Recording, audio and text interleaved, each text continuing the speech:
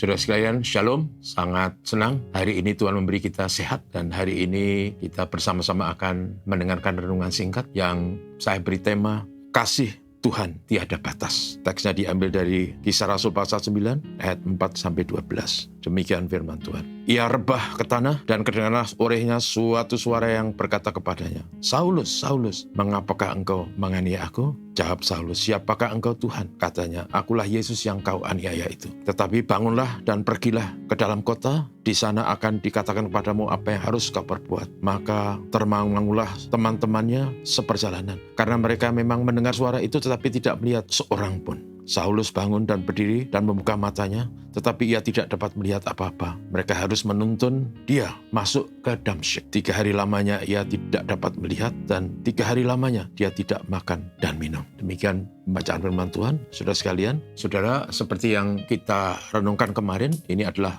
sambungan dari cerita Saulus yang sangat antusias untuk melakukan penganiayaan terhadap orang-orang yang mengikut jalan Tuhan. Dan seperti sebelumnya dikatakan bahwa peristiwa ini terjadi dalam perjalanan Saulus menuju Damsyik, Damaskus, kalau bahasa Inggris. Dan saudara, Damaskus itu adalah negeri di utara Yerusalem, kira-kira jaraknya 300 kilometer. Dan Saulus orang yang sangat religius, yang tahu apa artinya firman Tuhan, mengasihi, dan tahu apa artinya perintah Tuhan jangan membunuh. Tapi karena fanatisme yang dia miliki, dia melakukan hal yang berlawanan dengan keyakinannya. Dia pergi ke Damsyik, sekali lagi jaraknya 300 kilometer.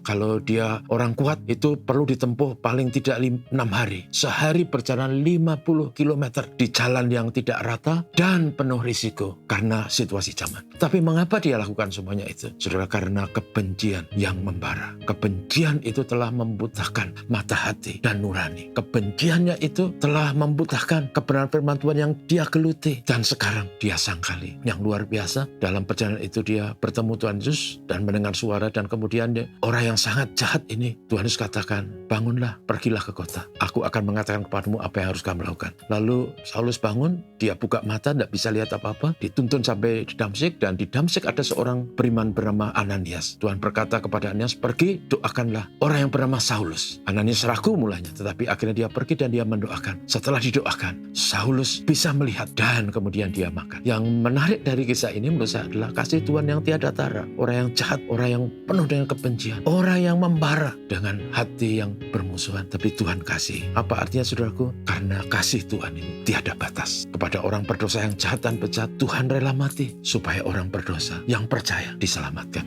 Mengapa, saudaraku? Karena Tuhan adalah kasih. 1 Yohanes 4 ayat 8. Dan saudara sekalian, bersyukur kita mengenal Tuhan yang Maha Kasih. Marilah kita mengasihi Tuhan dan menjadi anak-anak Tuhan yang juga mengasihi sesama. Sama seperti Tuhan yang kasihnya tiada batas. Mari kita belajar juga untuk mengasihi terhadap bahkan orang-orang yang tidak senang, terhadap orang-orang yang menyulitkan kita. Kasih adalah perintah Tuhan. Mengasihi adalah kewajiban. Amin. Mari kita berdoa. Terima kasih, kami telah belajar kasih Tuhan tiada batas, dan Tuhan adalah kasih dan mengajar kami untuk juga mengasihi. Tolong kami dalam situasi apapun untuk kami bisa mengasihi, mengampuni, memaafkan. Karena untuk itulah kami dipanggil, sebab kami juga telah dikasihi dan kami telah diampuni. Tuhan, tolong kami semua dalam segala tugas tanggung jawab hari ini. Namun berkat-Mu bagi kami. Bapa, terima kasih. Ini doa kami dalam nama Yesus. Amin. Selamat pagi.